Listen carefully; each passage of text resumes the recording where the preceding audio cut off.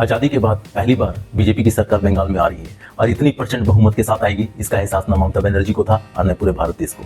लेकिन ऐसा हुआ है और ये सारा योगदान बीजेपी के कार्यकर्ताओं को जाता है, जिन्होंने 34 साल लेफ्ट की सत्ता में और 15 साल ममता बनर्जी के सत्ता में अपने योगदान को कभी भी कम नहीं किया। चाहे पश्चिम बंगाल में दंगे हो, चाहे पश्चिम बंगाल में किसी भी तरह से नागरिकों के साथ प्रताड़ने की खबरें पूरे देश में आती हो, लेकिन बीजेपी ने कभी हार नहीं मानी।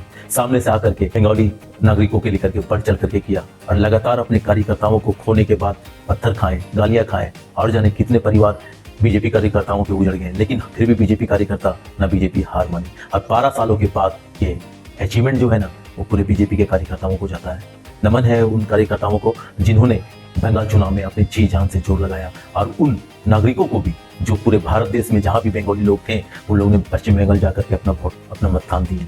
और जिसके बाद 15 साल की तपस्या के बाद उन्होंने इस आज़ादी को महसूस किया, जिसके बदौलत आज पूरे बंगाल ममता राज से मुक्त हो गई है। ये बहुत बड़ी विक्ट्री है बीजेपी के लिए भी और पूरे देश के लिए एक सबक है कि अगर आप सत्ते में हो तो आपसे उम्मीद करती है जनता शांति, सुरक्षा, बदलाव और विकास की। अगर इन सब चीज़ों से ध्यान भटका करके आप अपना राजनीति के रोटी सेकने में अगर लगते हो और जनता जहां पे आपसे नाराज होती है, तो बदलाव ऐसे ही होगी जो आज पश्चिम बंगाल में मिली है देखने के लिए।